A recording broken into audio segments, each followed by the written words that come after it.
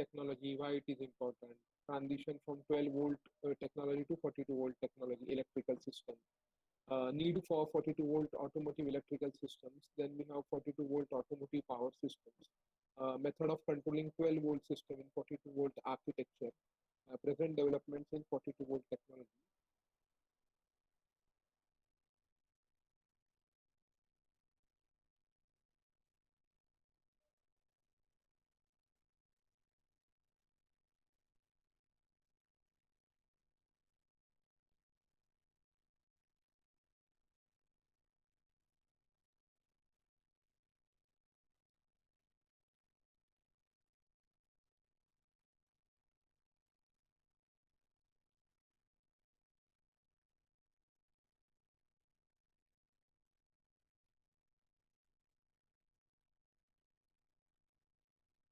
Studied this last time, yes or no?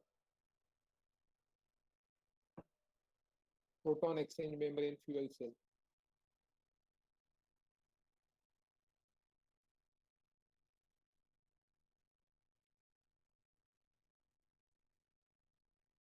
And fuels for the fuel cell, we had hydrogen, methanol, ethanol, and gasoline. Now there is another term called solid oxide fuel cells. In solid oxide fuel cells, SOFCs, now they operate at high temperatures. The temperature goes around 500 degrees Celsius to 800 degrees Celsius. Am I audible? Is the screen visible to everyone? Yes, Yes, sir. sir. Yes, sir, clearly. Okay. So we have a solid oxide fuel cell. Solid oxide fuel cells operate at high temperature. What is the temperature range? 500 degrees Celsius to 800 degrees Celsius. And can use carbon monoxide and hydrogen fuel. COFCs have a good tolerance to fuel impurities and uses ceramic as an electrolyte. Now, sodium borohydride, NaBH4 powder, when mixed with water, what happens? NaBH4 powder produces free hydrogen for the fuel cell. Unlike the fuel cells that use methanol or gasoline, the nitrium produces no pollution and no CO2. Now, NaBH4 powder holds more hydrogen than most densely compressed hydrogen tank. The prototype minivan attains a top speed of 80 km per hour and the operating range is 487 km. The byproducts of this process are water and sodium borate, which is basically a laundry detergent. After use, the spent powder goes in the storage tank where it can be pumped out and reclaimed. Now let us see the diagram. Now there is a catalyst, ruthenium, there is a sodium borate, and there are fluid hydrogen. Now when the water enters, it reacts with what? Sodium borohydride, NaBH4 के साथ reaction होता है. The water reacts with NaBH4, and now we can see that after the reaction, what has happened? The hydrogen atoms have been separated out over here. What happening? Freeze hydrogen for the fuel cell. Hydrogen को free कर दिया. Then it passes through the catalyst, and again we have freed hydrogen over here and sodium borate over here. The process of extracting hydrogen from sodium borohydride. Now, as the name implies, NaBH4 is a salt. Salt that powers this system is not ordinary table salt, sodium chloride. Remember that. Rather, it is a white salt whose molecules contain relatively large amount of hydrogen. That's why they contain a large amount of hydrogen. That's why NaBH4 is used. Through the use of chemical catalyst. Now, who is the chemical catalyst over here? This is the ruthenium is the chemical catalyst.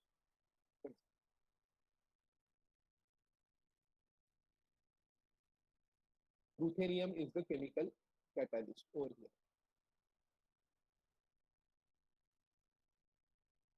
Now, this chemical, the NaBH4 reaction with the water results in elemental hydrogen and a slurry of potassium perborate forms during the reaction as well.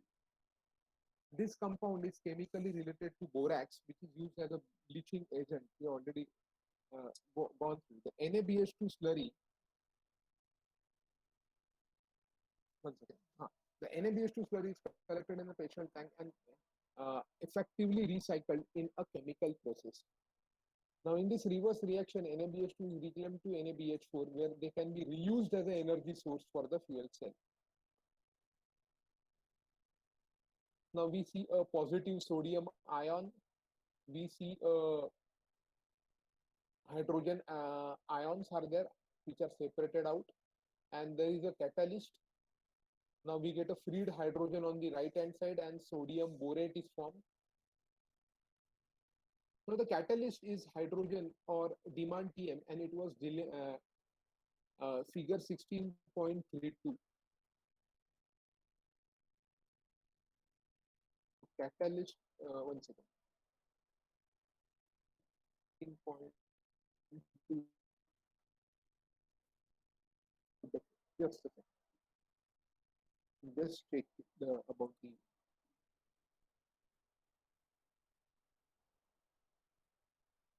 Let me check about the catalyst figure.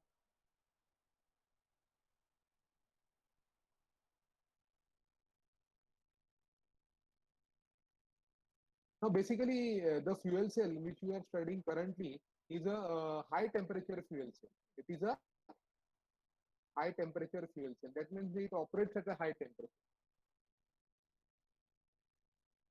Just a second. Regarding that catalyst diagram, if it is missing, let me just check it. Figure 16.32.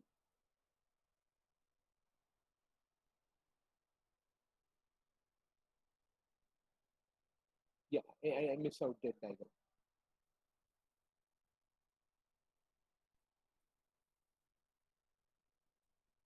Just a second.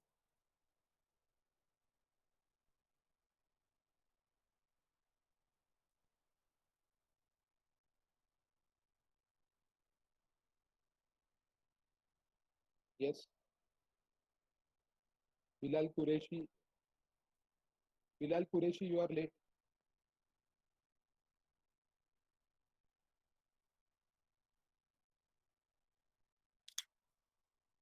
Just a second. Just a second. The screen is not visible now. Wait, wait.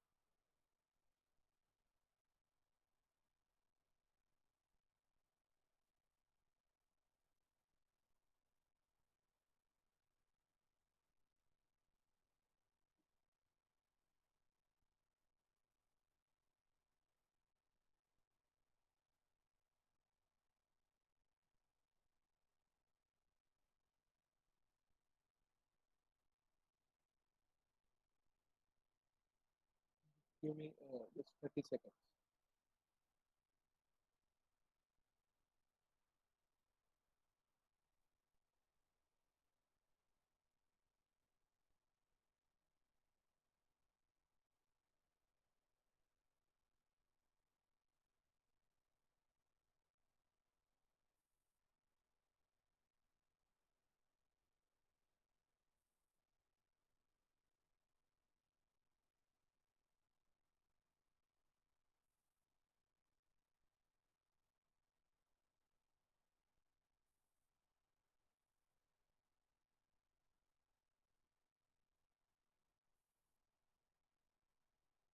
Is the screen visible now? Yes, sir.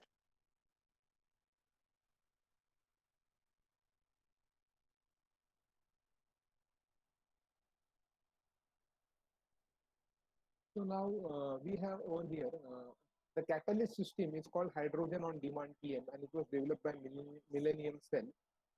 When stepping on accelerator, the minivan driver is actually throttling a pump.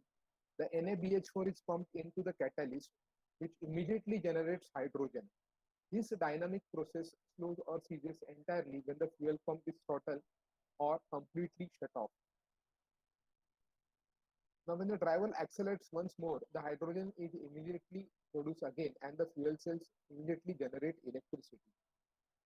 Now, figure 6.3, there is a fuel tank, there is a separator, there is a reactor, there is a chamber tank, there is a pump, there is a disinfectant filter. Hydrogen on demand catalyst system is the heart of the drivetrain. The hydrogen required for the fuel cell to generate power is extracted from sodium borohydride in a reactor. What type of cell we are studying as a sodium borohydride, solid oxide fuel cell, solid oxide fuel cell, planar solid oxide fuel cells which operate at very high temperature. One of the examples over here is sodium borohydride.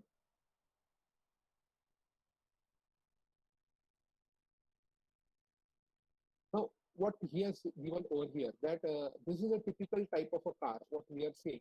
Now, this car also contains lithium ion battery pack. This car also contains lithium ion battery pack. Now, what happens if whatever the electricity generated from the fuel tank, so hydrogen fuel tank, whatever the electricity is generated, now it is also used to charge the lithium ion battery, and the car will drive. Now, what will happen if the fuel tank fails? Then the car will only run on lithium ion battery.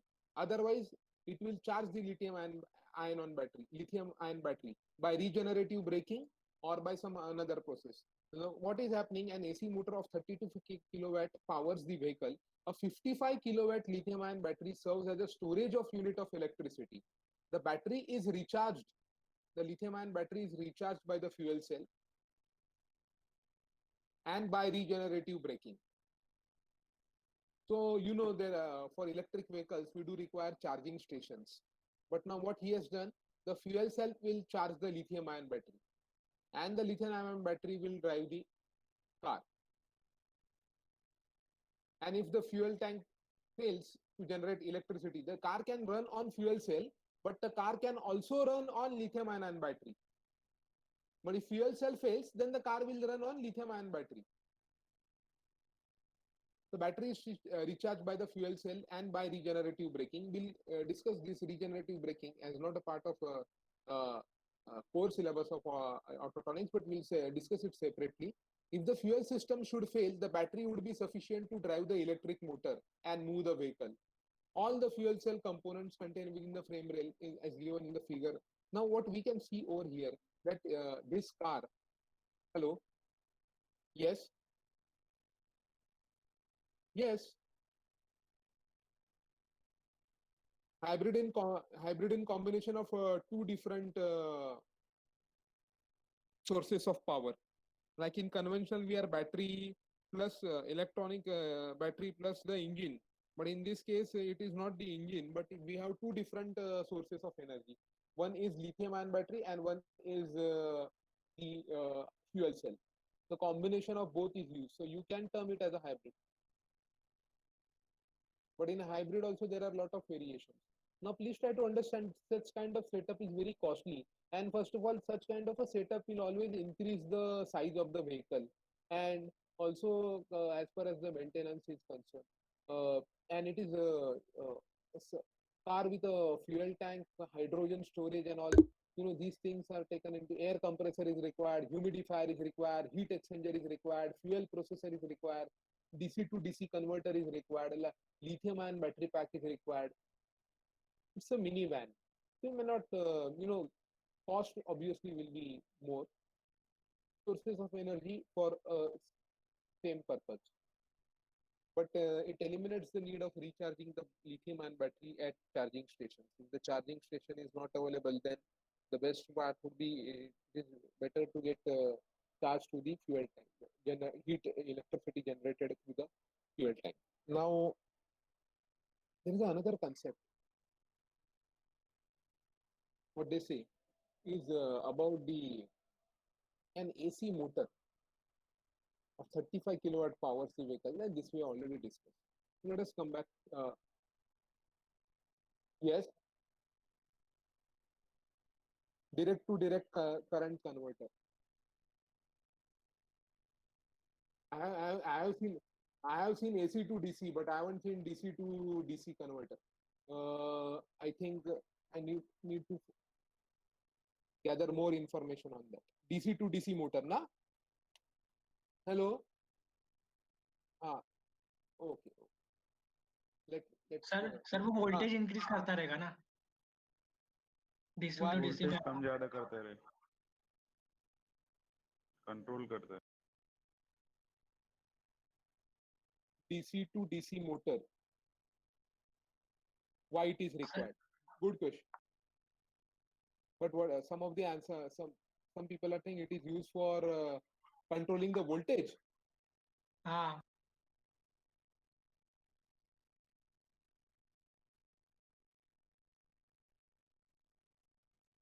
हाँ तो transformer में तेरा AC current जाता है ना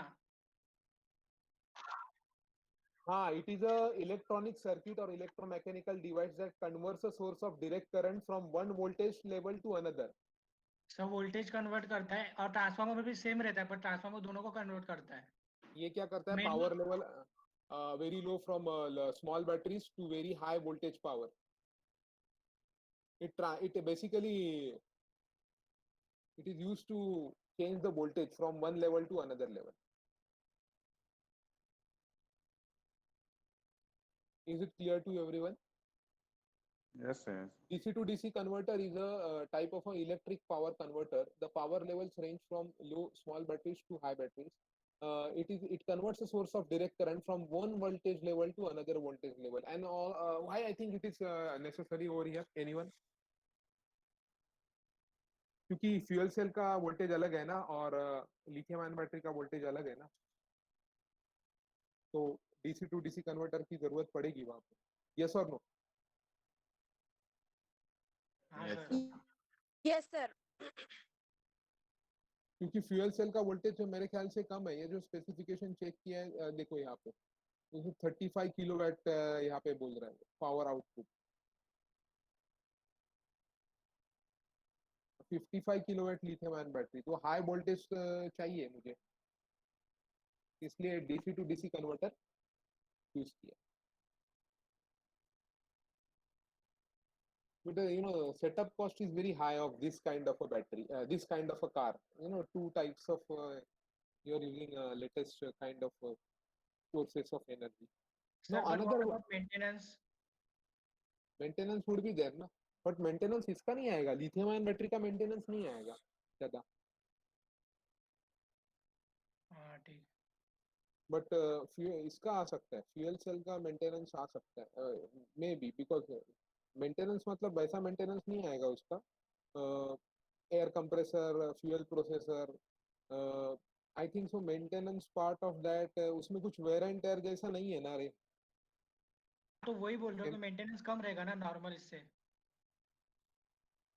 हाँ, maintenance कम रहेगा, but maintenance किस चीज का? अभी मेंटेनेंस तो सस्पेंशन का तो आएगा मेंटेनेंस, नहीं ओवरऑल मेंटेनेंस ब्रेक्स का तो मेंटेनेंस आने वाला है. आप इलेक्ट्रिक कार यूज करो या नॉर्मल कार यूज करो, जो बेसिक मेंटेनेंस है वो तो आपको आने वाला है गाड़ी का. लेकिन Overall सर इंजन का मेंटेनेंस बहुत कम हो जाएगा ना, इंजन है ही नहीं अभी इसमें. इसलिए सर इंजन नहीं है तो उसका मेंटेनेंस नहीं रहेगा फिर.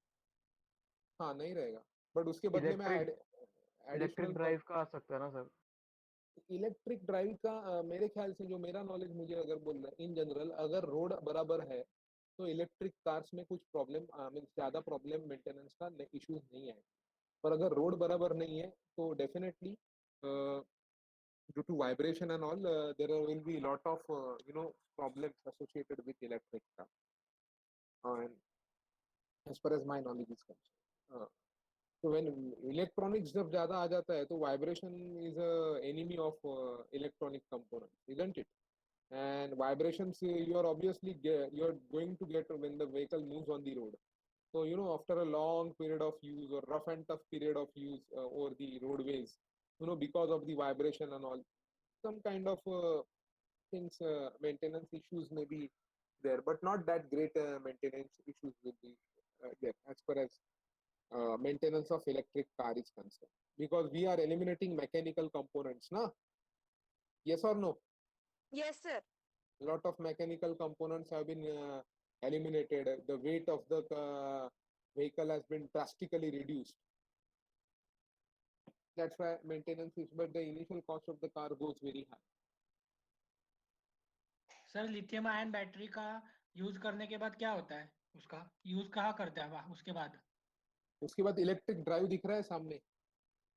नहीं नहीं, मतलब तो अभी उसका पूरा यूज हो गया कार में, अभी वो पूरा डिस्चार्ज मतलब खत्म, मतलब उसका कुछ यूज नहीं है कार में, तो उसके बाद क्या करते हैं, उसको फेंक देते हैं कि रिचार्ज क्या करते हैं? रिचार्ज करते। बट इसमें ऑप्शन दिया फ्यूल सेल के थ्रू आप सर रिचार्ज। बट हाँ उसका भी एक लाइफ होगा ना लिथियम आयन बैटरी का, कि कितने बार रिचार्ज कर सकते हैं। हाँ वही, हाँ, सो इट मतलब इज ट्राइड एंड लाइफ के बाद। इट इज ट्राइड एंड, हाँ उसका रिसाइकलिंग होता है। हेलो। सर वो डिस्पोजल का बात कर रहे हैं, वो डिस्पोज कैसे करते हैं लिथियम हाँ आयन हाँ, बैटरी को? वही बोल रहा हूँ मैं, उसका रिसाइकलिंग होता है लिथियम आयन बैटरीज का, उसके 3 प्रोसेसेस है। Okay sir. There is a company who handles recycling of lithium ion batteries at a larger level in Malaysia. हाँ, इंडिया में उतना अभी रिसाइकलिंग का कुछ नहीं चल रहा है। मैंने लास्ट टाइम प्रोजेक्ट दिया था 2 स्टूडेंट्स को recycling of lithium ion batteries. पर उसका इंडिया में पर्टिकुलरली अभी देखा जाए तो रिसाइकलिंग होता है मोबाइल के बैटरीज का और अदर बैटरीज का।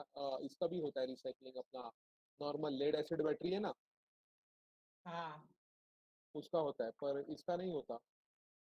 सर, और ये इसका लिथियम इसका आयन इसका बैटरी का इसका, प्रोवाइडर कौन है? इसका लिथियम आयन बैटरीज के प्रोवाइडर डिपेंड करता है आप कहाँ से सोर्स कर रहे हो, इसके ऊपर डिपेंड करता है। बट नहीं द थिंग, मतलब countries wise. Country wise China is also there ना। चाइना ही होगा ना मेरे हिसाब से। चाइना ने उसके रॉ मटेरियल्स के माइंस को ही खरीदा है। हाँ वो उन्होंने क्या किया, they have purchase the mines where the raw material is required to make the lithium ion battery. So I think China is they are having a huge source over here of lithium ion batteries, and there are other countries too, not that only China. But recycling होता है ना lithium ion batteries का, उसके 3 processes है, recycling में चला जाता है। डिस्पोजल के इश्यूज नहीं है लिथियम आयन बैटरीज के साथ। सर, डिस्पोजल में वो एनवायरनमेंट को हार्म करता है, मैंने कहीं तो पढ़ा था लिथियम। हाँ, पर इसलिए तो रिसाइकलिंग होता है ना उसका। सर तो वो तो मलेशिया में होता है ना, इंडिया में क्या क्या करते हैं? रिसाइकलिंग कहाँ पे होता है, इधर भी काम चालू है इंडिया में रिसाइकलिंग का, पर अभी तक लिथियम आयन बैटरीज है किधर। गाड़ी का लिथियम आयन बैटरीज जो है वो इंडिया में ज्यादा नहीं है। लिथियम आयन बैटरीज वाला कार इंडिया में, उसका अभी तक सर इतना पेनिट्रेशन नहीं। और डिस्पोजल की बात कब आती है, जब गाड़ी कम से कम आपको 10-20 साल यूज करते हो, उसके बाद उसका डिस्पोजल होता है। तो अभी तक तो इंडिया में परसेंटेज भी बहुत कम है ना लिथियम आयन बैटरीज व्हीकल्स का। मैं नहीं नहीं, इसकी नहीं बात कर रहा, मोबाइल। हाँ, ओवरऑल बोल रहा हूँ, मतलब अभी पूरे आपने बोला ना मलेशिया में ये सिर्फ रिसाइकलिंग का सिर्फ लिथियम मलेशिया, आयन। सिर्फ मलेशिया में नहीं है, दूसरी जगह पर भी है, पर अच्छा यहाँ पे इंडिया में तो मुझे पता नहीं है कोई है, क्योंकि मैंने स्टूडेंट्स को प्रोजेक्ट दिया था तो उन्होंने कुछ बताया था कि मलेशिया में सर है इसका, सिंगापुर या मलेशिया में है, ऐसा कुछ तो बोला था। बट है ना, ओवरऑल वर्ल्ड में उसका चालू है रिसाइकलिंग का, because other countries are far ahead and they use the electronic vehicles compared to that of India. They have used electronic vehicles. They have used hydrogen-powered fuel cell vehicles. So there are mechanisms for recycling of lithium-ion batteries well established. So there are no okay environmental concerns because recycling is possible with 3 methods. Okay. Next, okay sir. molten carbonate fuel cell (MCFCS) is unlikely to ever be used in automobile. It is the best suitable for power generated to supply factories and perhaps cities. It has the ability to generate electricity from coal-based fuels or natural gas. This fuel cell uses a liquefied carbonate salt as its electrolyte. This fuel cell operates at high temperature, but its output is strongly depending on the operating temperature, because a drop of just 100 degrees Fahrenheit will drop out its output by almost 15%। तो temperature dependent है, जरा भी temperature vary हुआ, drop हुआ, तो उसका output देखो कितना ड्रॉप हो रहा है, 15%। तो also take intake of CO2 which is one of its byproducts. Just give me 10 seconds.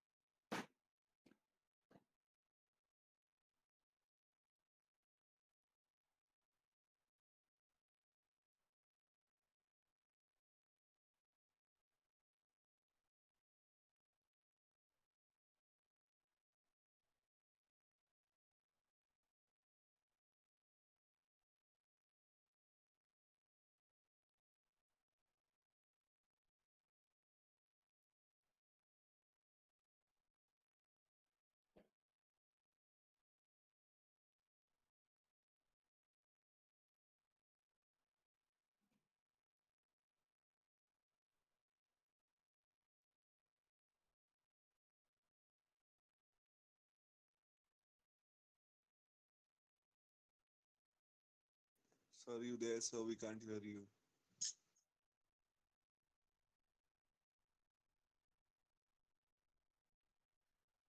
Hello, hello, hello. Hello. Yes, molten carbonate fuel cell, MCFCS. Now there is another type of a now what is there? It is operating at very high temperature. That's why in your syllabus they have mentioned fuel cells at medium and high temperature. Direct methanol fuel cell, DMFC. It is a type of a PEM fuel cell. Liquid methanol rather than hydrogen is the fuel oxidized at the anode and the oxygen from outside is reduced at the cathode. A mixture of methanol and water is delivered directly in a modified PM cell and releases the hydrogen. तो यहाँ पे direct hydrogen नहीं है. Methanol का reaction water के साथ होगा. After that you will get the hydrogen needed for the fuel cell. This cell uses a thin membrane lightly covered on both the sides of the layer of platinum based catalyst. So it is what? It is a type of a proton exchange membrane fuel cell, but you don't directly get the hydrogen. You have to react methanol with the water and then you will get hydrogen. Now DMFC has emissions that are not present with the other fuel cell design. As hydrogen is removed from the methanol, carbon is released. Now carbon and hydrogen combine with oxygen at the outlet and form CO2 and water. Direct methanol fuel cell. Phosphoric acid fuel cell. Now phosphoric acid fuel cell can operate at an efficiency of 37 to 42% only. This type of a fuel cell use liquid phosphoric acid as the electrolyte with electrodes made up of carbon paper coated with platinum catalyst. It operates relatively at high temperature. Phosphoric acid fuel cell again is an example of a high temperature fuel cell. The operation of fuel cell is much same as the others. A catalyst separates the fuel into electrons and protons. So catalyst का role बहुत important है fuel cells. It is unlikely that this fuel cell design will be used in automobile because of high temperature, reluctance to have varying outputs and its cost. So what is the concern about fuel cells? They operate at a very high temperature and there are certain kind of a fuel cells. If you consider this one, it says that if the temperature drop is 50 degrees से 50 degree Celsius से drop हुआ तो उसका output 15% drop होता है. So temperature is a major concern over here. That's why what we have seen ना over here. ये diagram में क्या दिख रहा है आपको? हीट एक्सचेंजर है ना यहाँ पे? Yes or no? Yes, sir. हाँ. Temperature Yes, sir, maintain yes, sir. Temperature maintain करना जरूरी है. और अल्कलाइन फ्यूल सेल ये नहीं है. It is used by NASA. It is very expensive, highly efficient in the spacecraft and water exhaust is used as a drinking water for the space travelers. This fuel cell will be undoubtedly never be used in automobile because of its cost. It is very sensitive to CO2 and which means they do their best where CO2 can be removed from incoming supply of air. This fuel cell operates in the same manner as a PEM. Still, I will gather some more information of alkaline fuel cell. As of now, we just remember it is very costly. So alkaline fuel cell, phosphoric तो acid लगभग fuel. कितनी होगी? क्या? लगभग cost कितनी होगी इसकी? Alkaline fuel cell cost spacecraft में use किया जाता है. So you can have just understanding why it is not used in cars. Special car बनाने, लग्जरी कार बनाने यूज कर सकते हैं ना सर? लग्जरी कार में फ्यूल का क्या जरूरत है तेरे? अगर मुझे उसी के बनानी है तो बना सकते हैं पर वो फिजिबल नहीं है इसलिए अभी तक किसी ने बनाया नहीं होगा. सर या अगर बनाया ऐसे बनाया भी रहेगा. यस. लग्जरी कार का अगर हम लोग कॉस्ट अफोर्ड कर सकते हैं तो वो आदमी फ्यूल भी अफोर्ड कर सकता है. उसके अंदर फ्यूल सेल की कुछ जरूरत ही नहीं है. हाँ फ्यूल सेल की जरूरत है ना. अल्कालाइन फ्यूल सेल लिखा है ना. No, for luxury cars. Sohail is asking for luxury car में fuel cell चाहिए तो. It can be built but उसका वो खाली बनाने के ऊपर क्या बाद में जब फ्यूल सेल या लगेगा तो फिर वो किधर से आएगा? जो मटेरियल है वो भी abundantly अवेलेबल होना चाहिए तो ही बनता है चीज में, तो फिर प्रोटोटाइप बन के एक साइड पर के रहेगा, आगे जाके डेवलपमेंट मास प्रोडक्शन में नहीं आएगा। फिजिबिलिटी भी देखना पड़ता है ना मटेरियल्स का मास प्रोडक्शन के हिसाब से। और इसमें तो अभी तक फ्यूल सेल्स है बट अभी तक इंडिया में तो यूज नहीं है, हाइड्रोजन गैस फ्यूल सेल्स भी नहीं है। इलेक्ट्रिक व्हीकल्स का चल रहा है, चार्जिंग स्टेशन डेवलप हो रहे हैं, तो things are changing but again fuel cell powered vehicles नहीं है अभी तक, बिकॉज ऑफ वही इश्यूज आते हैं फ्यूल सेल में कि हाइड्रोजन को एक्सट्रैक्ट करके उसको स्टोर करना ये बहुत डिफिकल्टी है। प्योर फॉर्म ऑफ हाइड्रोजन नहीं मिलता है। प्योर फॉर्म ऑफ हाइड्रोजन को स्टोर करना और एक्सट्रैक्ट करना उस ये सब प्रोसेसेस में थोड़ा सा इश्यूज आते हैं, इसलिए फ्यूल सेल्स में का वही इशू है, हाइड्रोजन प्योर फॉर्म में स्टोर करके कैसे रखें और कितना स्टोर हो सकता है, तो ये सारे इश्यूज आते हैं फ्यूल सेल। और टेम्परेचर का इश्यूज आता है, तो उसके इश्यूज हैं, इसलिए अभी जैसे कि अपना लीड एसिड बैटरी है उसके इश्यूज कम है पर उसका आउटपुट ज्यादा है, तो इसका आउटपुट बहुत ही ज्यादा है, अच्छा है, बट इश्यूज है, तो इश्यूज को ओवरकम कर सकते हैं तो फिर मार्केट में आ सकता है गाड़ी लॉन्ग टर्म के लिए। तो फिर भी दैट्स व्हाई इतना there are almost 20-25 years still we are using lead acid battery. बस वो इतना डिफरेंस है कि पहले मेंटेनेंस था, अभी मेंटेनेंस भी लेड एसिड बैटरी जाता है, पर we haven't stop and throwing down the lead acid battery. Bikes में भी चलता है, कार्स में भी चलता है, अभी भी चल रहा है, it's fine, it's working and so the production is going on of lead acid batteries. See, something which is feasible and practicable, उसका production तो चालू है with some changes. Now there is a topic called 42-volt system. So these are the phosphoric acid fuel cell, direct methanol fuel cell. Now let me discuss some of the challenges related to fuel cells. Prior to what we discussed with 42-volt technology, ये है क्या 42-volt technology? Why it is important?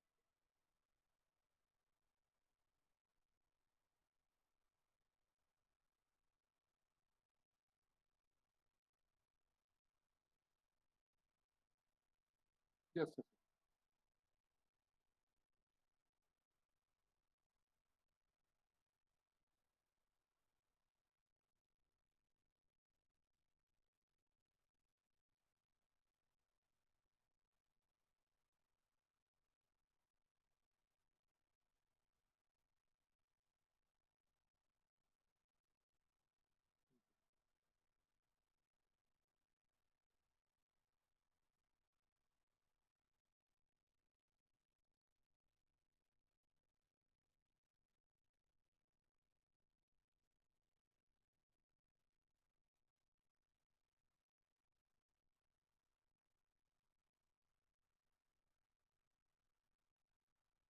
There are some challenges related to fuel cells. Let us discuss those challenges. What is the role of a reformer? Anyone?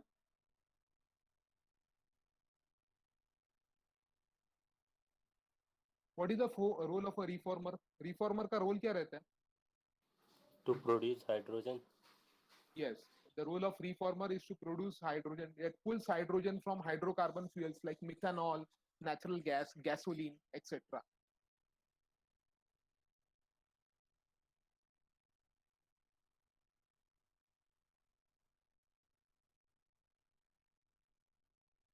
So fuel cells some challenges.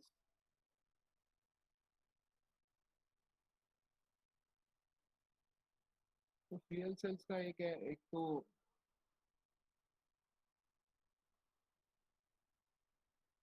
what is the another name for methanol? Anyone? सही ethyl alcohol, हाँ? Ethyl alcohol है, ethyl Wood alcohol. wood alcohol. It is also called wood alcohol. Okay sir.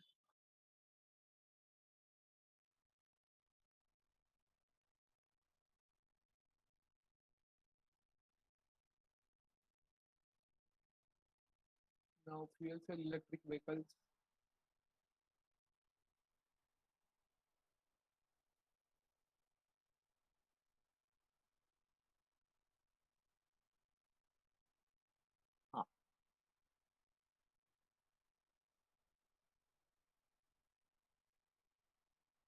Now we'll be discussing obstacles to fuel cell vehicle. Obstacles. Now fuel cells provide clean energy. ये advantage हुआ fuel cell. And they are quite efficient. And these are the main reasons for considering their use in future automobiles. The lack of hydrogen infrastructure is one of the biggest obstacles. This obstacle of practicality and consumer acceptance, not of engineering. So the screen is blank. No, we are just discussing that there are two advantages because of this fuel cell are being tested in automobile, used in automobile. That is clean energy and quite efficient. But only one is lack of hydrogen infrastructure. This obstacle of practicality and consumer acceptance and not of engineering. So it's not an engineering obstacle. It's an obstacle of practicality and consumer acceptance. In order for a fuel cell vehicle to be practical, its fuel must be readily available. The other obstacles that need to be conquered before fuel cell technology is incorporated in automobiles. Now, first, storage of hydrogen and storage of hydrogen pressure tanks may be built up at high pressures are required, and high pressure tanks are very expensive. These are some of the limitations. Major hurdle kya hai? Lack of hydrogen infrastructure is the biggest obstacle to fuel cell. Hydrogen must be readily available, and that infrastructure should be there in the country. When you are thinking of all cars to be having, majority of the cars to be having hydrogen powered vehicles. Another is that we need to store hydrogen in pressure tanks at a very high pressure, and very high pressure tanks are expensive. A typical fuel cell, if you consider a vehicle storage of hydrogen at 5,000 psi, the driving range would be 241 kilometers. Doubling the pressure would nearly it will double the driving range. But again, to double the pressure, stronger tanks are required. And if stronger tanks are required, cost of the tank adds to the cost of the vehicle.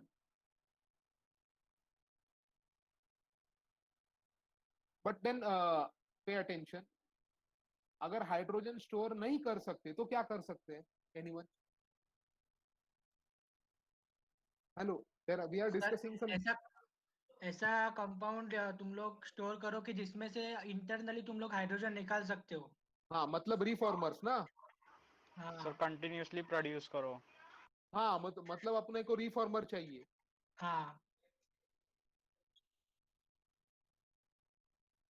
Reformer to avoid a need to store hydrogen, reformers can be used.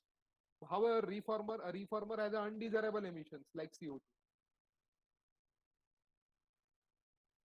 Reformers are slow and require long run times before they can provide enough hydrogen to move vehicle quickly.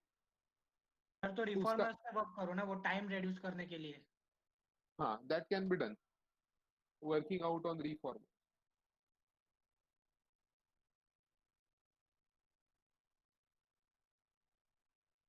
Cost of fuel cell and its supporting system is extremely high. The estimated cost of one fuel cell is $1 million. Hello, $1 million is the cost of one fuel cell. Mass production में अगर आएगा तो फिर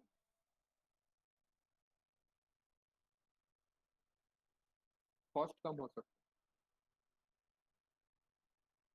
To control the output of fuel cell, therefore speed of the vehicle, advanced electronics is necessary. Traction motors are used. Most of the fuel cells take some time to start, especially when there are cold. Freezing temperatures can kill a fuel cell. तो जो भी country में अगर temperature बहुत लो है, आपको पता है कि फ्यूल सेल ऑपरेट करने के लिए हाई टेम्परेचर की जरूरत होती है. So most of the fuel cells can take some time to start, especially when they are cold. Freezing temperatures can kill a fuel cell. Ice on the membrane can destroy it, at least stop the fuel cell from working. So exhaust system plugged with ice will shut down a fuel cell. All the water must be removed from the fuel cell before it is shut down. This requires energy from a storage device. Heat must be carefully controlled. Fuel cells become heated when they operate and operate best in a particular temperature range. So don't you think that temperature control is also one of the important parameter when we deal with fuel cell? Yes or no?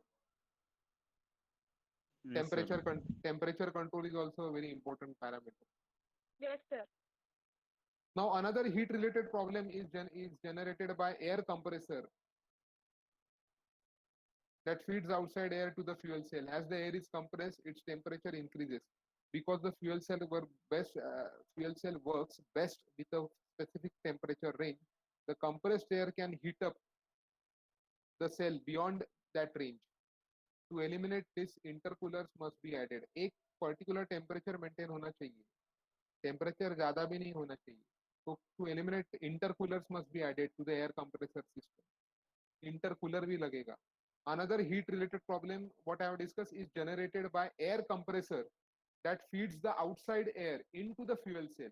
As the air is compressed, air compress होगा तो temperature बढ़ेगा. Because the fuel cell works best with a specific temperature range, the compressed air can heat up the cell beyond its range. उसका मतलब ये है compressed air तो लगता है पर compressed air का already temperature ज्यादा है. बाद में fuel cell जब operate होगा with the compressed air तो और temperature बढ़ेगा. Then there is a problem of different things. To eliminate the compressed air can heat up all of the cell. So beyond the range के beyond heating नहीं होना चाहिए fuel cell का. तो intercooler use करो. कहाँ पे इंटरकूलर कहाँ पे यूज करोगे आप? एनीवन? एयर कंप्रेसर के अंदर इंटरकूलर यूज करना है.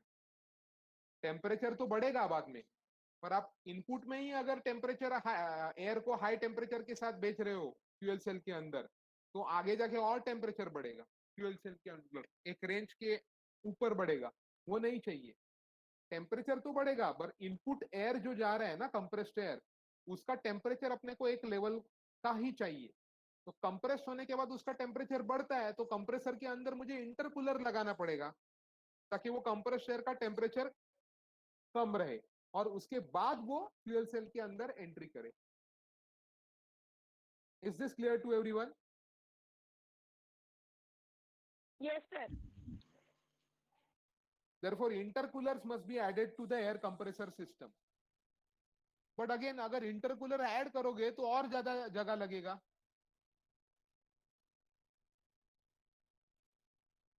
हाँ, और बाहर से आप एयर लेते Yes, sir. हो, बाहर से आप एयर लेते हो तो आपको एयर फिल्टर भी लगेगा. इम्प्योर एयर नहीं चलता है तो फिल्टरिंग सिस्टम भी लगेगा. एयर फिल्टर सिस्टम लगेगा तो और गाड़ी का साइज बढ़ेगा, फिर और अंदर कंपोनेंट्स बढ़ते जाएंगे. इंटरकूलर चाहिए, एयर कंप्रेसर चाहिए, एयर फिल्टर चाहिए. तो इतने सारे कंपोनेंट्स जब ऐड होते हैं इलेक्ट्रिक व्हीकल के अंदर तो गाड़ी का ओवरऑल शेप भी चेंज होगा. It will affect the shape of the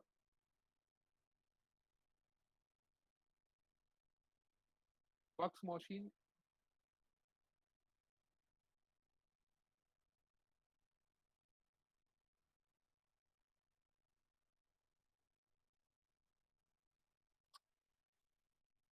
So we can see additional components are being added to the system, and because of this filtering system भी लगेगा, एयर प्योर चाहिए. तो ये सारे इश्यूज है fuel cells के साथ, इसलिए वो अभी तक मास प्रोडक्शन में नहीं आया. और फ्यूल सेल का कॉस्ट आप देखोगे तो $1 मिलियन बोल रहा है वो. हाँ, it's a book written in 2009. Book लिखा है 2009 में, उसमें मेंशन किया है वो टाइम 2009 में. He has mentioned the previous cost of the vehicle is $1 million for one car. So you can understand. We are discussing, so the screen is not visible. We are discussing something which is not there in the screen, and that's why. Nothing else. We now will discuss another topic. Notes लिखना है, पर notes बाद में लिखते हैं. पहले अपना portion will take the other aspects of fuel cells. So reformers के बारे में आपको पता है. An additional information on reformers, just additional information on reformers. Let me put on. we're just discussing about reform.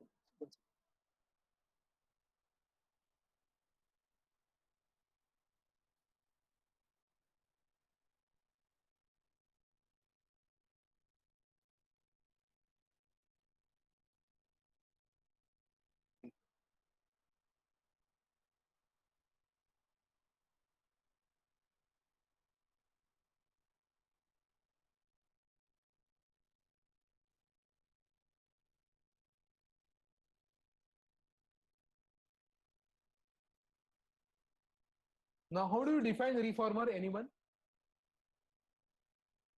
It is a in-vehicle device that extracts hydrogen from the fossil fuel to provide fuel for a fuel cell or hydrogen fueled engine. उसका काम है hydrogen को extract.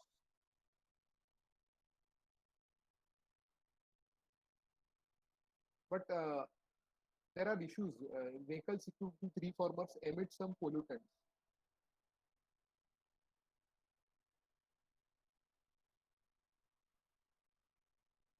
तो उस reformer के साथ एक issue है कि in vehicle reformers can use emissions related issues है and they are costly and they take up the valuable vehicle space.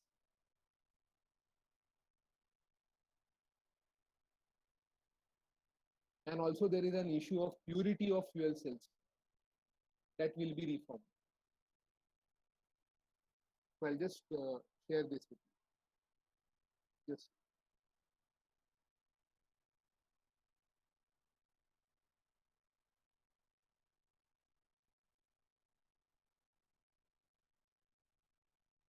I'll share the screen just.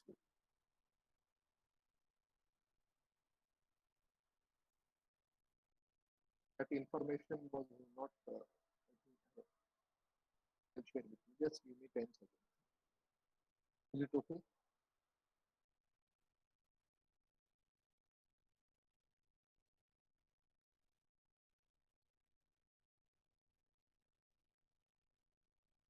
This was missing. This was missing in my slide. Share with you.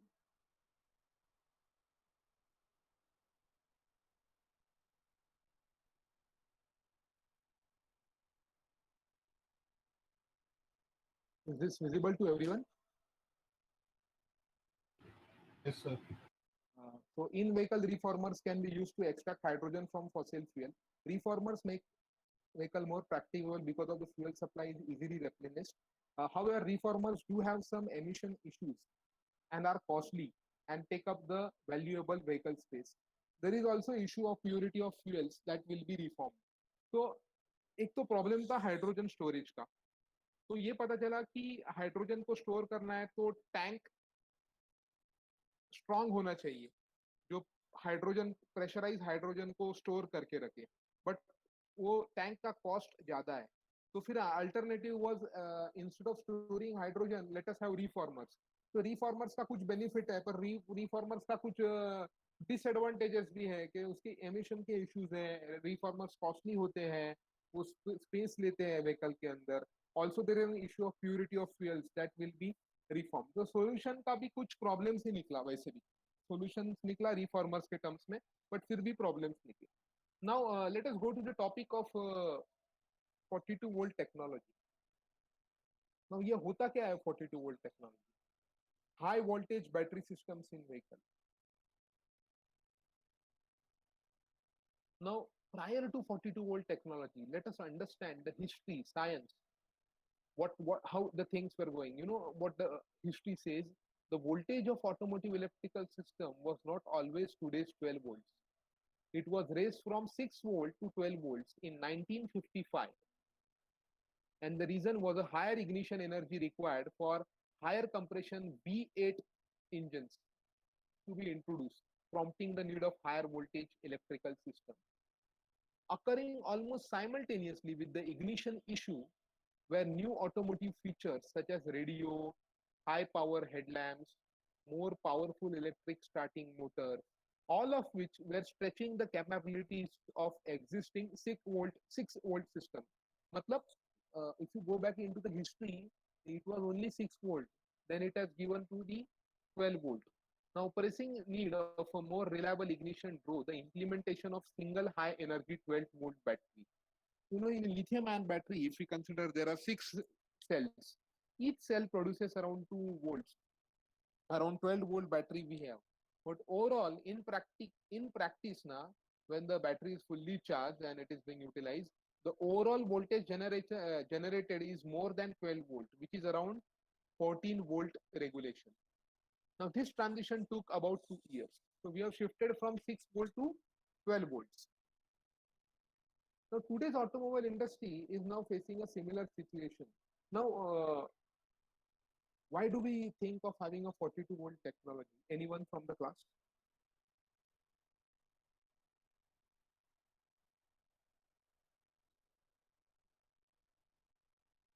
Exactly right. Because of increasing electronics in car, you know, the accessories in the car. Now we want refrigerator in the car. We want air conditioning system in the car. We want decorative cabin lights in the car. We want small television sets behind the headrest, or what we call as a head restraint, behind the head restraint. Now we want camera systems in the vehicle. We want music systems in the vehicle. We want there are technologies coming like drive by wire, X by wire. There are technologies coming where mechanical parts are eliminated and electronics has been brought into the vehicle. So voltage requirement, yes, this is several type of systems which you want in the vehicle. Now this has given the rise to today's automobile industry is now faced with a similar situation. Earlier it was 6 volt to 12 volt. Now we are thinking from 12 volt to 42 volt. तो ये idea कैसे आया? How the idea has come?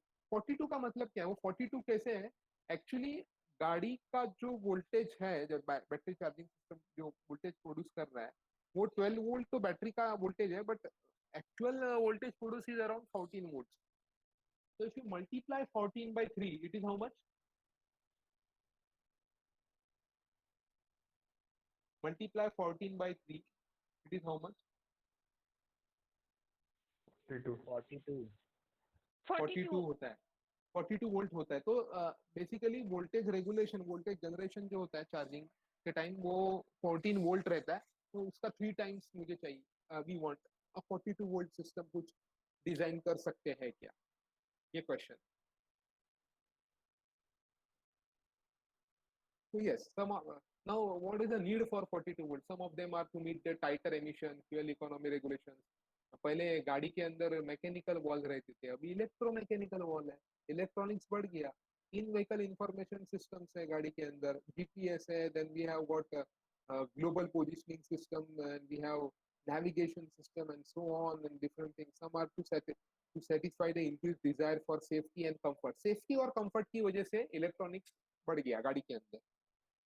And many of these cannot be practically introduced to use currently available 14 volt power supply, and a higher voltage supply would be definitely be beneficial for some of the existing automotive components.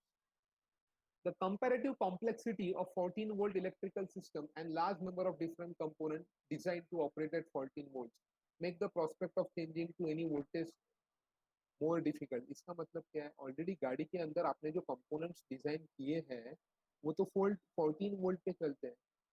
तो 42 volt technology आपने किया तो bulb कैसे चलेगा? Bulb में problem आएगा, because bulb, light bulb जो रहता है उसका रिक्वायरमेंट 12 to 14 वोल्ट है. तूने 42 वोल्ट यूज किया तो बल्ब टूट जाएगा. वो इश्यूज है 42 वोल्ट टेक्नोलॉजी के साथ.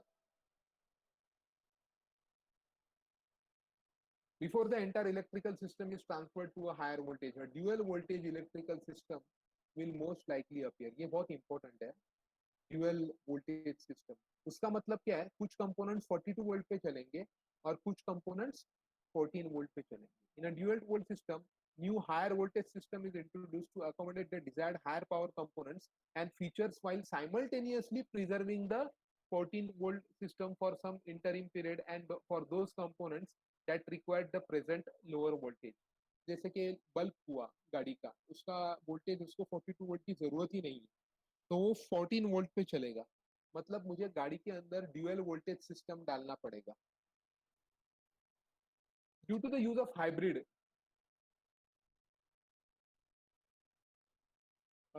Can anyone tell me what is माइब्रिड?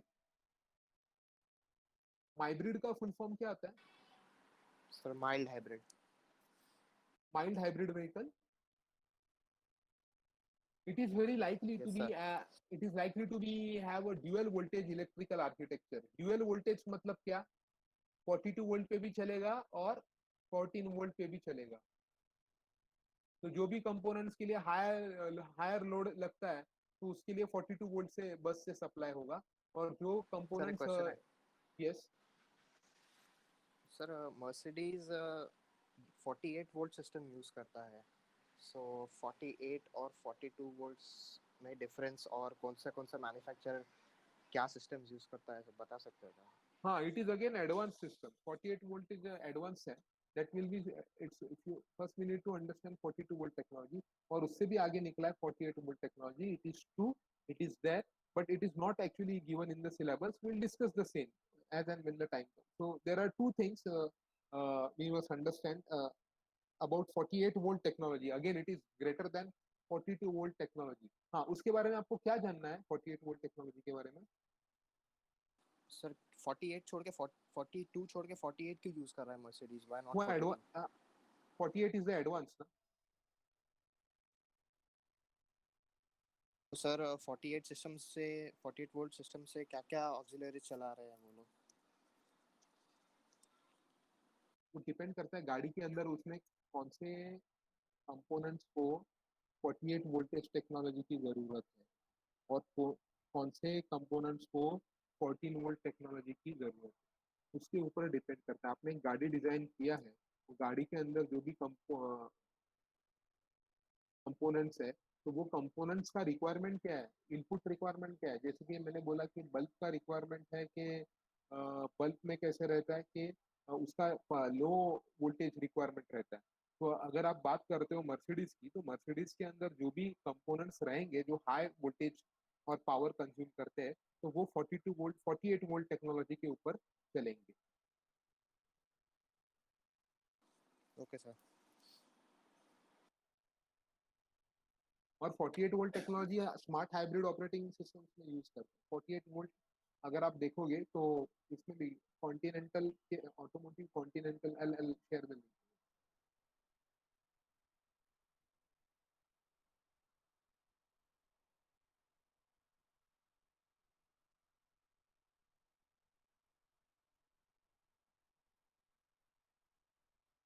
this is the latest technology where diesel hybrid car का दिया 48 वोल्ट टेक्नोलॉजी कॉन्टिनेंटल ने दी. उसमें अभी माइल्ड हाइब्रिड टेक्नोलॉजी भी आता है. वेरी तो कॉन्टिनेंटल ने उसके एडवांटेजेस दिए. Continental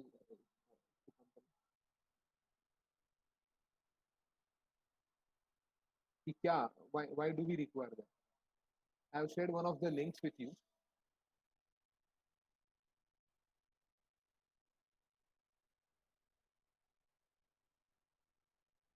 So it has got certain advantages.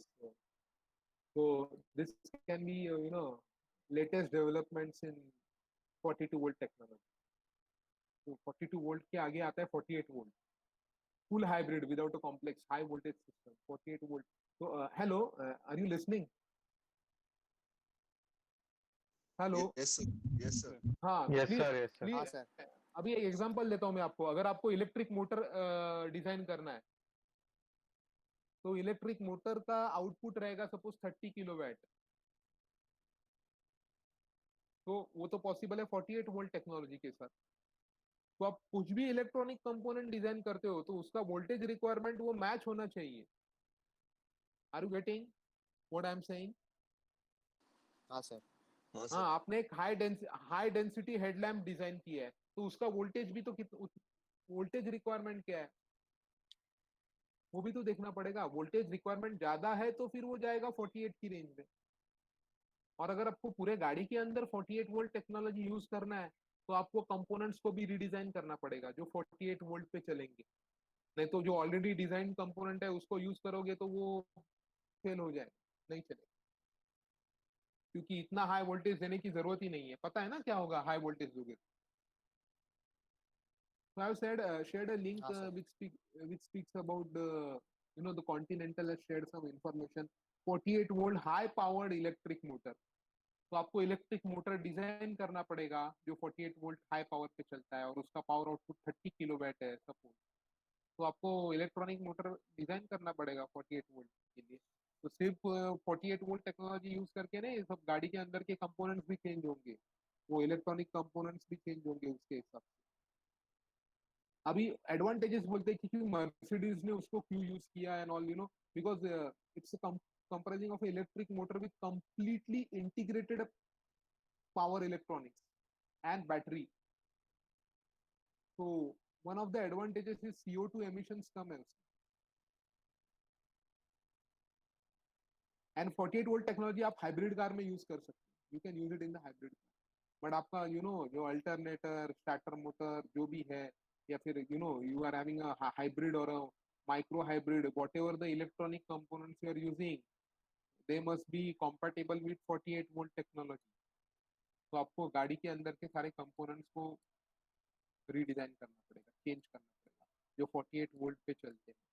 तो please try to understand, again it's a good topic of why not 42 volt technology, 48 volt technology. But 48 volt technology है अभी मार्केट में, but the cars are very costly and mass production में India में तो नहीं है 48 volt technology, because India में अभी हाँ किसमें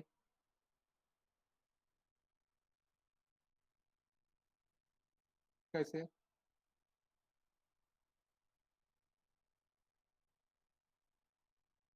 हाँ तो वो हाँ तो but higher low from one particular voltage to another particular voltage जा रहा है ना वो।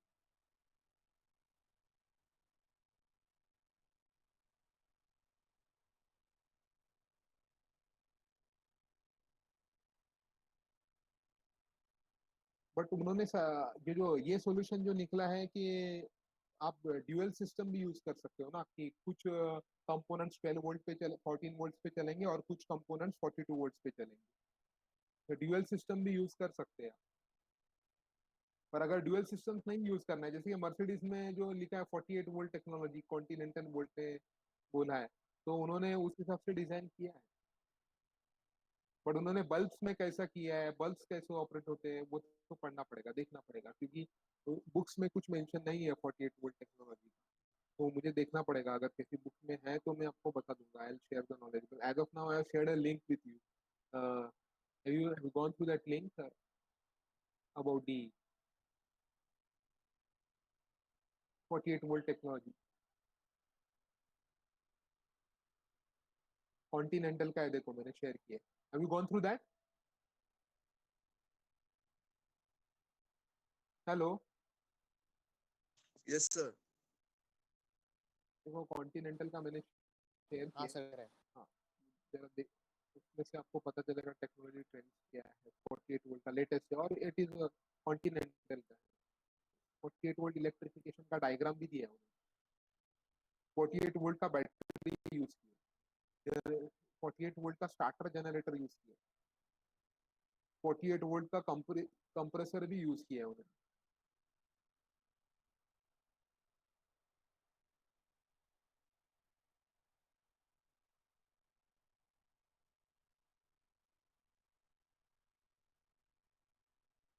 तो थर्मल मैनेजमेंट भी रहेगा ना इसमें। कैसे रहेगा कि हाई वोल्ट का सिस्टम यूज करते हो तो टेम्परेचर के इश्यूज भी आते हैं, तो आपको टेम्परेचर भी कंट्रोल करना पड़ेगा गाड़ी के अंदर। और प्रोडक्शन में आ गया है गाड़ी, so it is successful. 48 volt technology was more successful now what we can conclude in 42 volt technology, और बाद में dual voltage transition 48 हाँ ये one thing is that you can run 12 volt or 14 volt technology with 42 volt technology, but उसमें कुछ changes रहेंगे उसके electronic circuits में, कंपोनेंट्स में, वोल्टेज स्टेबिलाईजर, वोल्टेज रेगुलेटर, ये सारे कंपोनेंट्स उसमें आएंगे। So 42 volt technology, if you see the diagram, dual system का डायग्राम देखो. Is the screen visible now? Yes, sir, it is visible. Now, figure 3.42 shows a dual system, complicated alternator with two set of stator windings to deliver power separately to 42 volt and 14 volt buses. दो buses रहेंगे इसमें. एक बस deliver करेगा 42 volt और दूसरा बस deliver करेगा 14 volt.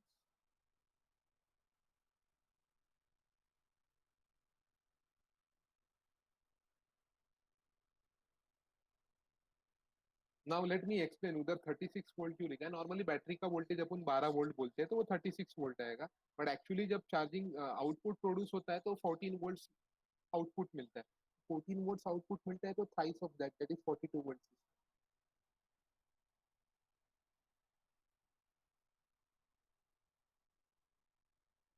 Now some additional things we'll discuss with you all. कि ये कंसेप्ट कहाँ से आया? पहले 6 वोल्ट था, बाद में 12 वोल्ट था, बाद में 42 वोल्ट कब आया? So let us discuss that also. 42 volt. One second.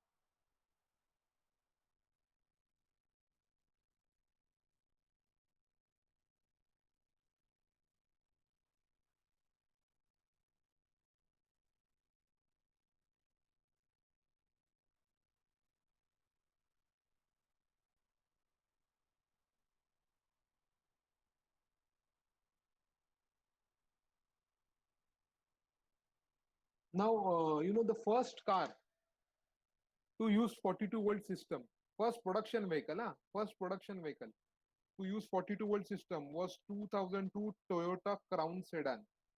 Japanese market में लॉन्च हुआ था ये कार.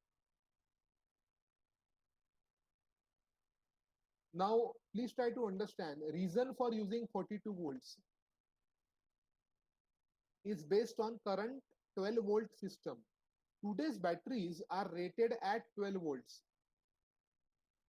बैटरी का रेटिंग क्या है? 12 वोल्ट, बट एक्चुअल स्टोर कितना करता है? 14 volts. In addition to the charging system produces 14 to 15 volts when the engine is running. When the engine is running, the primary source of electrical power is the charging system and a 14 volt system. So battery का rating 12 volts के हिसाब से है, but actual battery का storage जब होता है, जब चार्जिंग चालू रहता है गाड़ी के अंदर, तो 14 वोल्ट्स रहते हैं. तो 42 volts represent 3 12 volts batteries. 42 volt क्या रिप्रेजेंट कर रहा है? 3 12 volts batteries. Since they are actually hold at a 14 volt charge, the system is considered as 42 volts. 3 times of 14 volts equal 42 volts is the concept.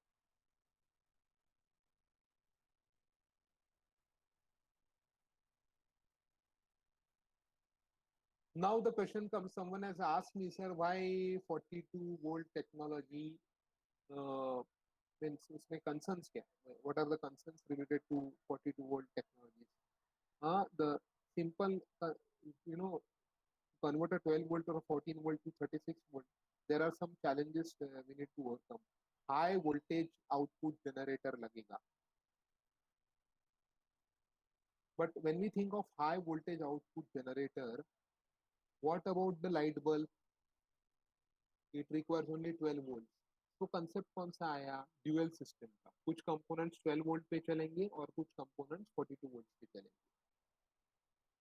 Now please try to understand. एक गाड़ी है, उसके अंदर 42 volt technology implemented है. तो वो गाड़ी से आपके गाड़ी का अगर बैटरी, आपकी गाड़ी का बैटरी डाउन है और मुझे ये करना है, बैटरी जंप स्टार्ट करना है, मीन्स एक गाड़ी का बैटरी का जब पावर जाएगा दूसरे गाड़ी के बैटरी के अंदर, पर अगर दूसरे गाड़ी का बैटरी 12 वोल्ट पे है और तुम्हारे गाड़ी का बैटरी 42 वोल्ट पे है, तो तुम्हारे गाड़ी के बैटरी से वो गाड़ी जंप स्टार्ट भी नहीं होगा और वो बैटरी तुम्हारे गाड़ी के अंदर चलेगा भी नहीं, क्योंकि उसका कॉन्फ़िगरेशन अलग है. बिकॉज 42 वोल्ट टेक्नोलॉजी कार का इलेक्ट्रॉनिक कॉन्फ़िगरेशन अलग है और 14 वोल्ट जो नॉर्मल कार है बैटरी, उसका कॉन्फ़िगरेशन अलग है. तो आप जंप स्टार्ट नहीं कर सकते हो दूसरे गाड़ी का पावर वो गाड़ी में, क्योंकि वो तो हाई वोल्टेज प्रोड्यूस करेगा और तुम्हारा वोल्टेज रिक्वायरमेंट 12 टू 14 वोल्ट्स है, वो 42 वोल्ट प्रोड्यूस करेगा. तो जंप स्टार्ट करने के लिए भी आप यूज नहीं कर सकते. Another safety wise is training is also required. Arcing होता है जब उसका डायग्नोस्टिक होता है तो थोड़ा सेफ्टी इश्यूज भी है उसके साथ। 42 वोल्ट सिस्टम्स की मैं बात कर रहा हूँ। तो थोड़े से इशू, हाँ तो थोड़े से इश्यूज है उसके साथ। हाँ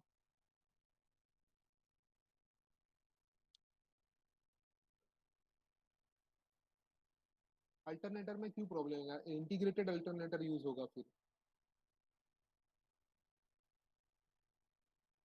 when will study that systems ना, स्टार्टिंग सिस्टम और चार्जिंग सिस्टम अपन लोगों ने अभी तक स्टार्ट नहीं किया है ना, तो उसमें अपन इंटीग्रेटेड सिस्टम में यूज करेंगे जो इलेक्ट्रिक हाइब्रिड व्हीकल में यूज होता है। और मैंने जो बोला था ना आपको, रीजनरेटिव ब्रेकिंग भी बाकी है ना अपना डिस्कस करने का। क्योंकि रीजनरेटिव ब्रेकिंग में क्या होता है, व्हीकल का काइनेटिक एनर्जी जो है व्हेन ब्रेकिंग होता है तो काइनेटिक एनर्जी को यूज किया जाता है बैटरी को रिचार्ज करने के लिए। रीजनरेटिव ब्रेकिंग में क्या होता है, जब गाड़ी आप ब्रेक करते हो तो kinetic energy is converted into some kind of energy, maybe heat energy और some energy. Now that heat energy is further being utilised to recharge the lithium ion battery. वो हीट एनर्जी का बाद में electricity में convert करके some another kind of input require and that goes to the lithium ion battery, और lithium ion battery charge होगा। तो integrated starter motor जब स्टडी करेंगे तो will discuss that. Integrated starter motor उसको 42 वोल्ट टेक्नोलॉजी में use होता है, इलेक्ट्रिक हाइब्रिड कार्स में यूज होता है integrated starter motor.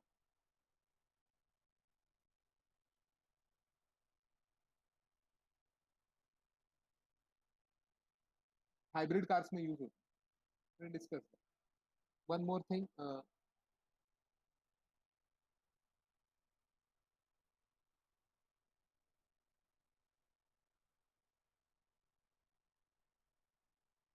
42 volt technology. One more thing I need to discuss. So your screen is not visible. Just a second. Just a second.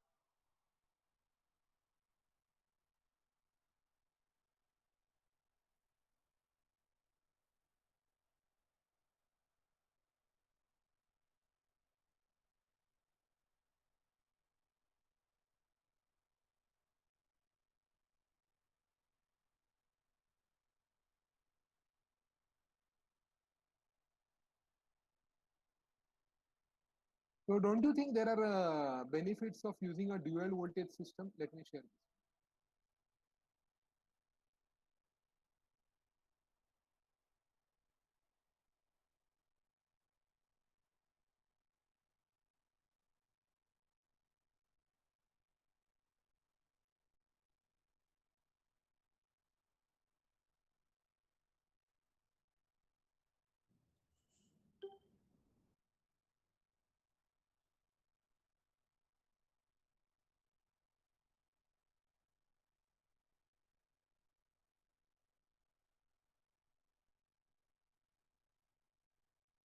Is the screen visible? Yes, sir. Now the directly 42 volt technology if you are implementing, then there are issues with the light bulbs, how they will work. They require a very low voltage. So the solution was to have a dual system.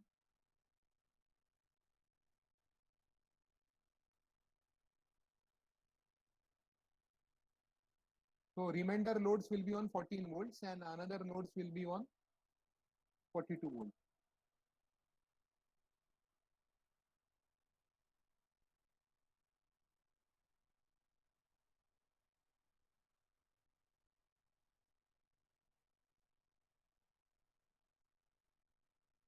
तो दो generator लगेंगे अपने को dual system, 42 volt generator लगेगा और एक 14 volt generator लगेगा।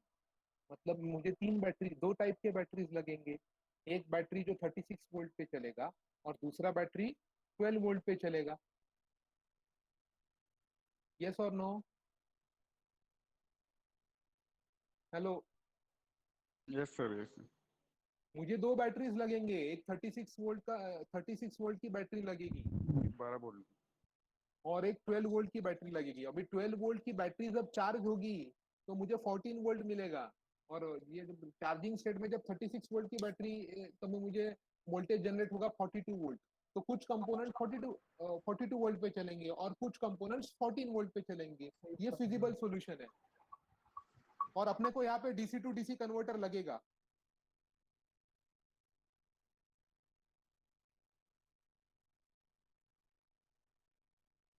ये तो सॉरी इसमें नहीं लगेगा क्योंकि यहाँ पे ड्यूअल जनरेटर सिस्टम यूज किया है ना, दो वोल्टेज सिस्टम सेपरेट है, 42 वोल्ट जनरेटर अलग है और 14 वोल्ट जनरेटर अलग है।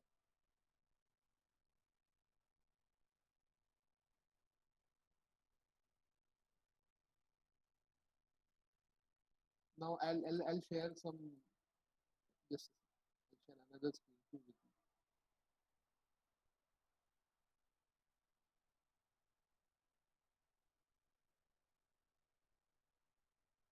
Let me share another screen.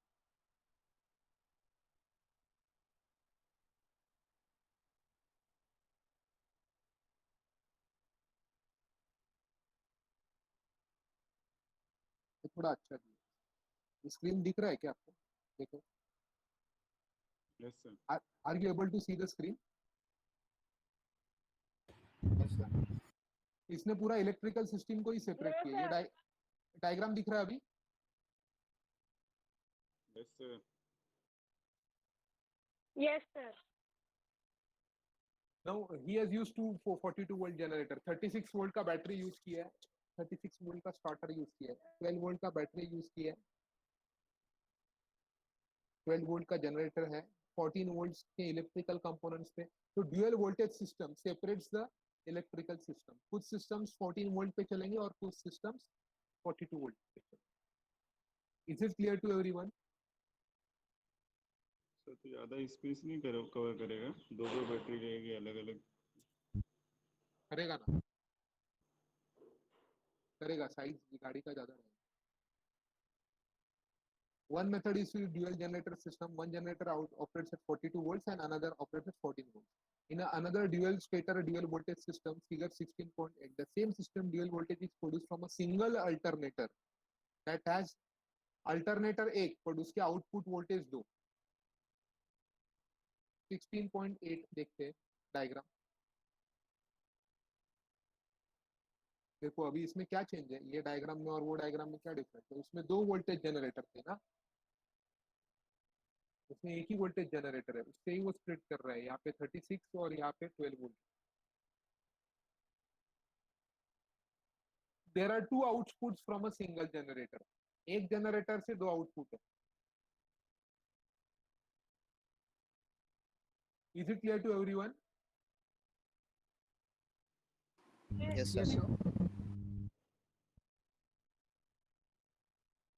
और यहाँ पे दो जनरेटर से दो अलग अलग आउटपुट है।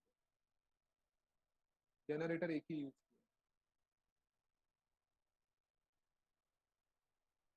और यहाँ पे अल्टरनेटर एक ही यूज किया।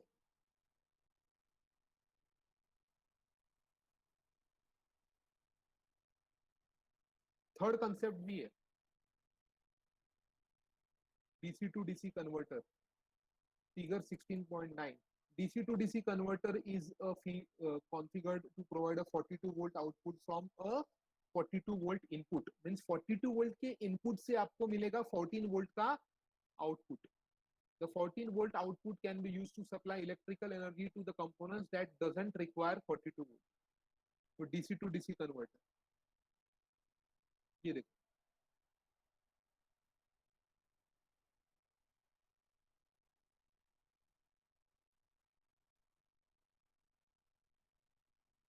are you able to see this? Sir. No, sir. Oh, yes, sir. Yes, sir. Now it's visible. क्या किया है यहाँ पे? एक स्टार्टर लगाया है, एक जनरेटर लगाया है सर। हाँ, जनरेटर तो एक ही है दिख रहा है। पर डीसी टू डीसी कन्वर्टर लगाया ना उसने, उसको कम किया ना।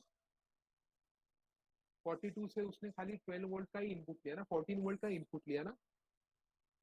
ये देखो यहाँ हाँ sir 36।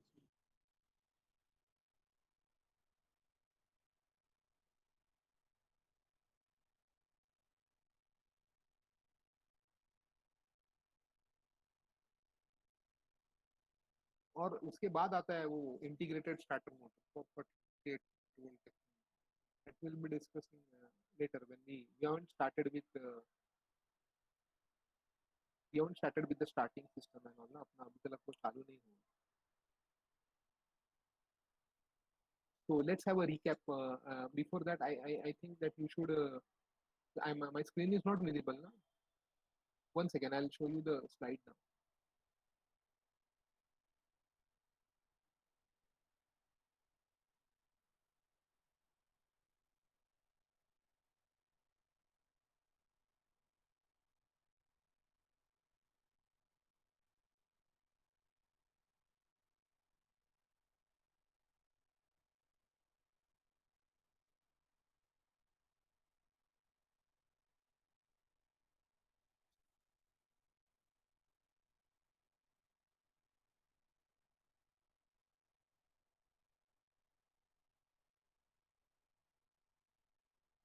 The screen visible? Yes, sir.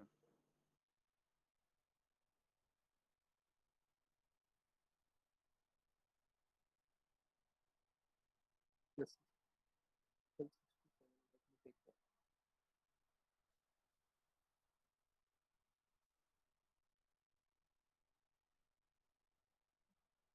Loading the attendance.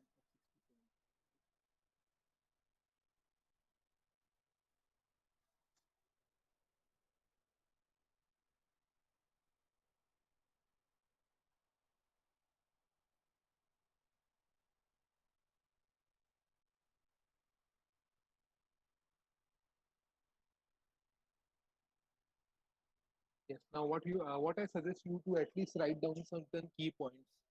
Otherwise, pura theory you tend to forget. And I think this is from the module one. What is being left in the module one? I need to check again. So let us go back to the module one. You want to write the key points now? Hello. Yes, sir. Okay, sir. You are done with the fuel cell, na? This slide you already done, na? या yes sir fuel cell वाले diagram बचा था sandwich वाला ये वाला yes sir ये draw करो diagram.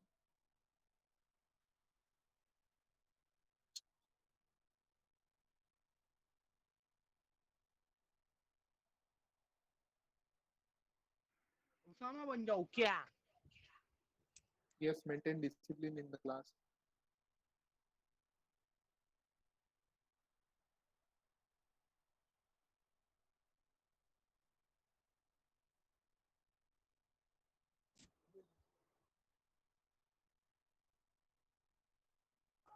Nazim दल्ले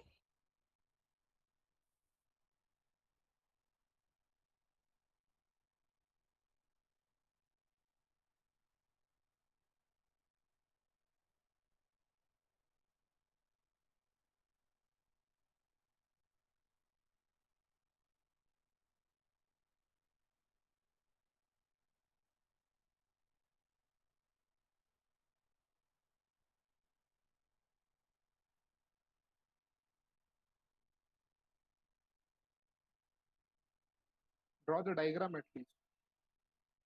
We'll remember something related to fuel. And this is the fundamental diagram of fuel. EM, proton exchange membrane fuel.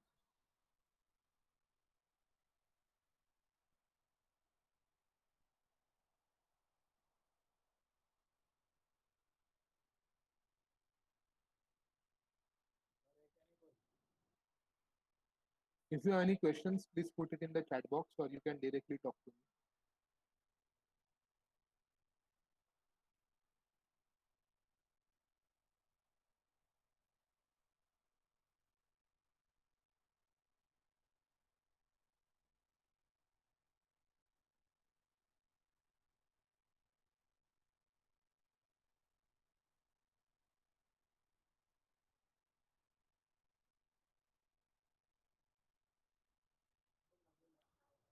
Hello sir, मैं चले जाऊँ क्या? मेरे को थोड़ा काम है अभी, आप कुछ बोल रहे नहीं हो. Yes. You are supposed to draw the diagram.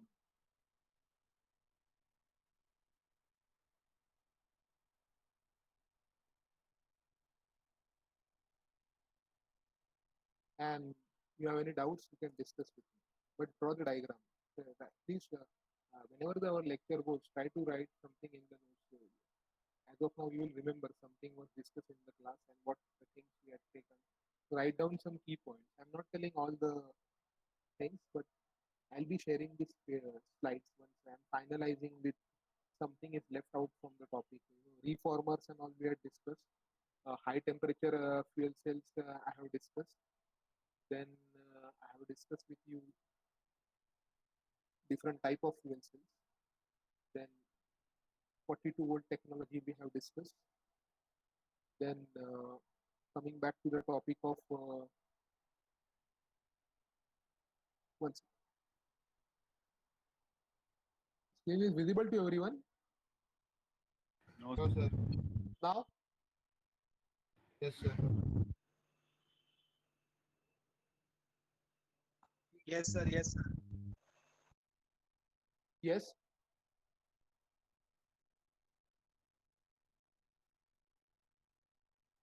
Hmm.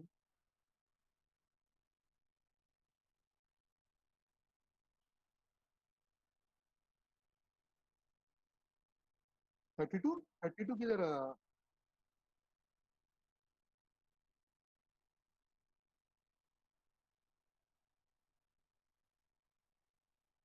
हाँ हाँ यस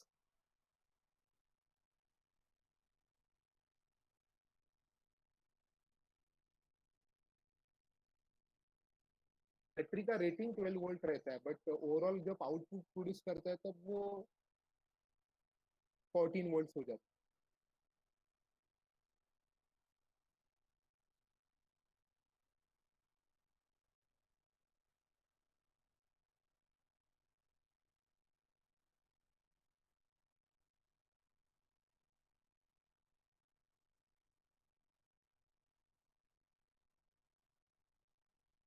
क्योंकि वो 14 वोल्ट्स का चार्ज रिसीव करता है it receives the charge of 14 volt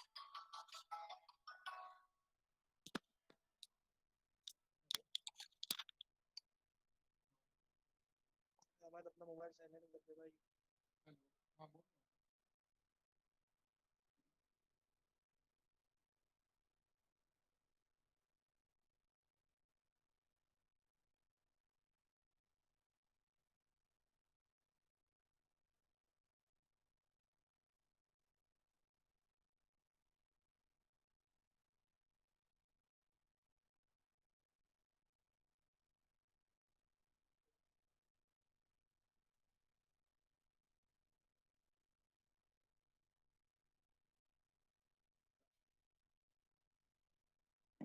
hello hello Yes, 42 volts represents three 12-volt batteries. Now, engineers have decided to take the advantage of the fact that 12-volt battery is receiving a 14-volt charge. 42-volt systems are desirable for safety reasons. 6-volt can stop a person's 42 volts allow for a particular type of a margin of a safety. Now, 42-volt system are based on a single 36-volt battery, but have dual voltage systems too. वो charge receive कर रहा है 14 का इसलिए वो 42 volt का 14 multiplied by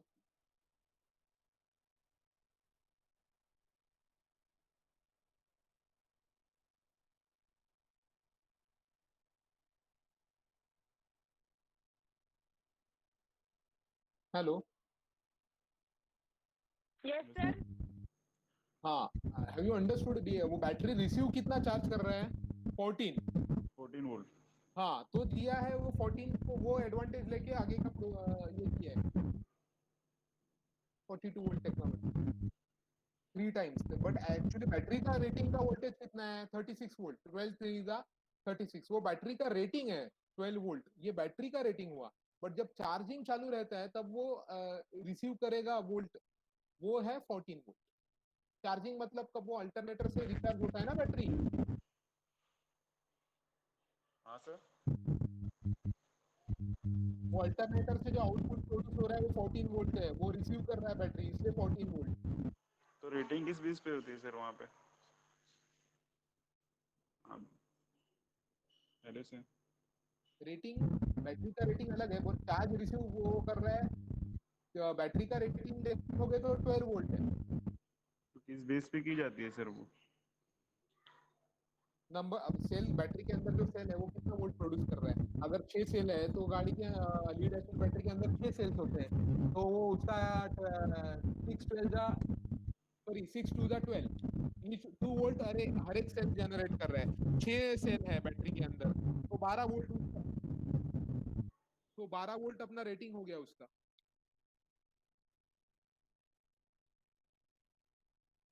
12 volt उसका rating हो गया, बट वो सर रिसीव कर किसी रहा के है। माइक में बहुत आवाज आ रही है sir. Please stop the mic who is using the mic right now. So what I'm telling you that कि बैटरी का रेटिंग उसके अंदर 6 सेल होते हैं, तो एक सेल प्रोड्यूस कर रहा है 2 वोल्ट, तो 6 टू ज़ा 12 वोल्ट उसका बैटरी का रेटिंग हो गया, जो भी है बैटरी टोटल वोल्टेज। बट जो बैटरी अल्टरनेटर से जो चार्ज रिसीव कर रहा है वोल्ट, वो है 14 वोल्ट का चार्ज रिसीव कर, तो वो हिसाब से 42 वोल्ट हुआ। 3 मल्टीप्लाइड बाय 14।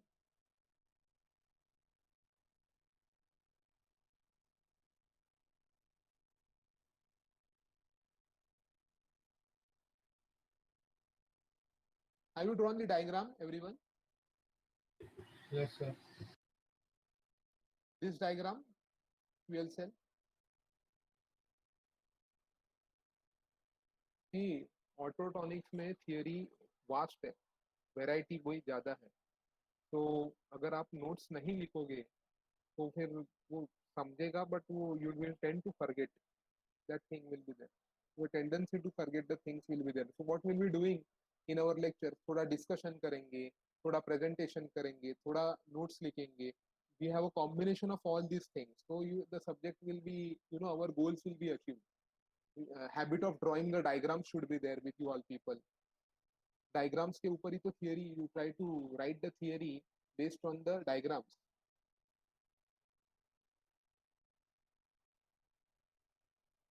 डायग्राम्स बहुत इंपॉर्टेंट है ऑटोट्रॉनिक्स में, जितना डायग्राम्स है उतना ज़्यादा उसका वेटेज है। सिर्फ थियरी लिख के एग्जाम में कुछ फायदा नहीं है। इतने सारे केमिकल रिएक्शन है, या आप याद कैसे रखोगे? बहुत सारा थियरी है इसमें, ये सब्जेक्ट में। आगे भी आके उसका थियरी आएगा, बढ़ेगा, तो फिर कैसे होगा? अभी तो मॉड्यूल 1 ही चल रहा है, उसके बाद अभी now will go to the module number 2। पर फिर भी मुझे देखना पड़ेगा मॉड्यूल 1 में अगर कुछ चाहिए तो ऐड करके, एडिशन करके, और ये प्रेजेंटेशन में अगर मुझे और कुछ ऐड करना है तो ऐड करके ये पूरा प्रेजेंटेशन में आपके साथ शेयर करूँ। मुझे थोड़ा टाइम देना, थोड़ा मुझे some notes I need to put up, need to give some references, तो देखता हूँ और इस सब से आपके साथ डेफिनेटली मैं शेयर करता हूँ। So module 1 we are about to complete, all of you we are about to complete the module 1।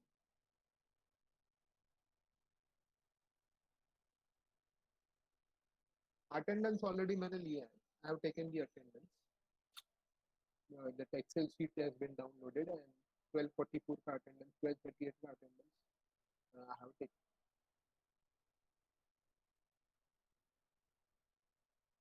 All of you have got your official email addresses? Anyone having any problem? Yes, sir. Sir login issue था, अबू बकर sir को बोला मैंने, उन्होंने अब तक message किया ही नहीं कुछ। Okay. सर अटेंडेंस का कैसा स्क्रीनशॉट लिए क्या? नहीं, एक्सेल शीट डाउनलोड होता है, उसमें सब काम है।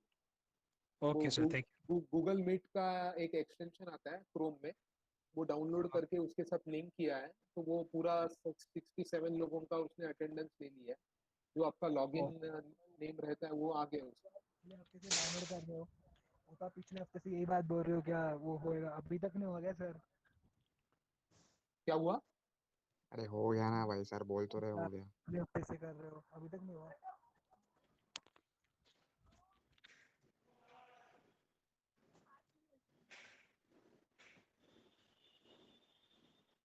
Sir we can leave sir. You can draw the diagram. If you have any doubts, please do discuss with me. Okay. Till 8 minutes are remaining.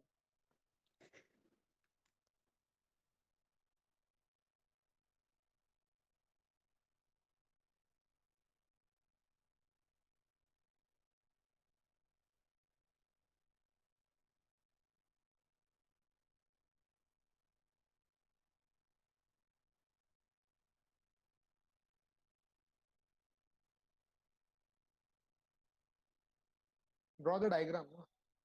Don't waste the time. Draw the diagram and always carry a notebook with you. Yes, sir.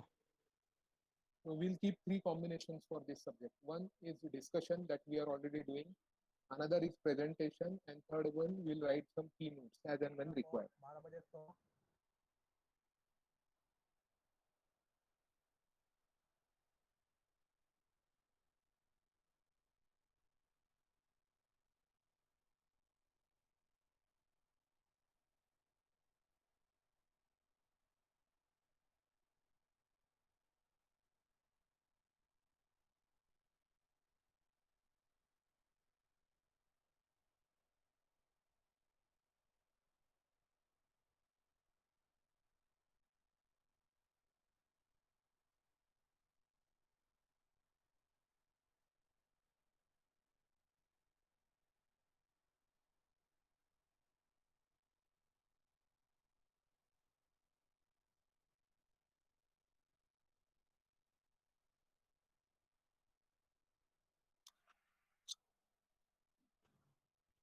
Hello? Yes, yes. Sir, attendance? Attendance, I have taken the attendance. 1 second, and again I'll take.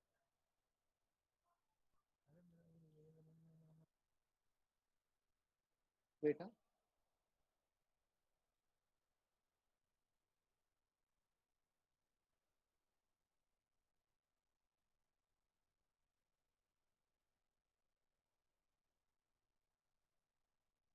Hello, sir.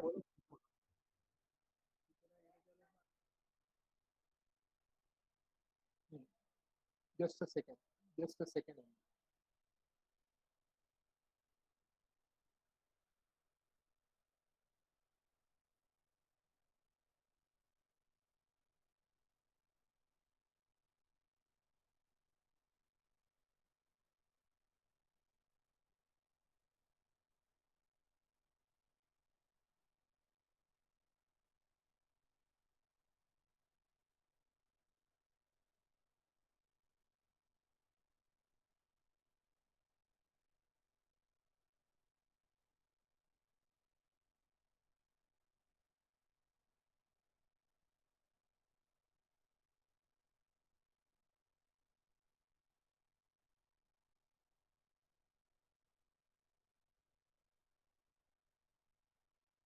Yes, done.